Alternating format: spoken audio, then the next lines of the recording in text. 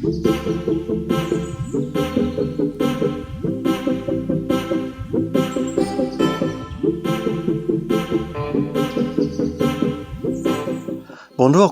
আপোনালোকে এতিয়া যিখন ৱাল হেং দেখিলে সেই ৱাল হেংখন বনাবলৈ তেনেই সহজ। মাত্ৰ এই সামান্য বাঁহৰ টুকুৰাটোৰ সহায়তে মই আজি সেই ৱাল হেংখন আপোনালোকক বনাবলৈ শিকাম। আপোনালোকে ভিডিঅ'টো প্ৰথমৰ পৰা শেষলৈকে মাত্ৰ মন দি চাব, ঠিক আছে? তেতিয়া আপুনিও বনাব পাৰিব।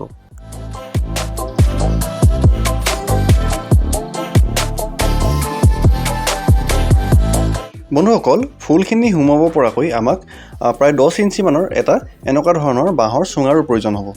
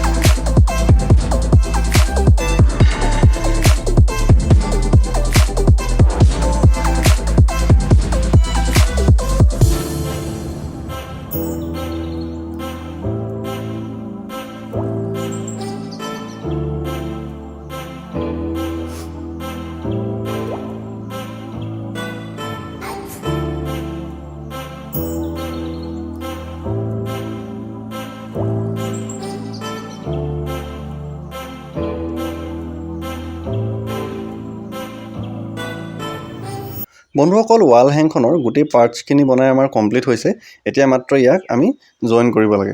এতিয়া কিদৰে জইন কৰিছোঁ একদম ভালদৰে চাব। মই ইয়াত দুখন ৱাল হেঙৰ কাৰণে গোটেই বস্তুখিনি যোগাৰ কৰি লৈছোঁ। আপোনালোকৰ যদি এখন বনায় তেনেহ'লে ইয়াত মাত্ৰ 8 পিচ এনেকুৱা বাঁহৰ টুকুৰা হ'লেই হ'ব। এতিয়া মই দুখনৰ কাৰণে কৰিছোঁ যেতিয়া 16 পিচ লৈছোঁ, ঠিক আছে? আৰু বাঁহৰ চুঙা মই দুটা বনাইছোঁ। এতিয়া আপোনালোকে মাত্ৰ এটা চুঙা হ'লেই হ'ব যদি এখন বনায়, ঠিক আছে? তো এই ধৰণে মই এনেকৈ ধুনীয়াকৈ ফিটিং কৰি লৈছোঁ। এতিয়া ইয়াত ফ্লেক্স কুইক নামৰ এই আঠাটোৰ সহায়ত ধুনীয়াকৈ ফিটিং কৰি দিম।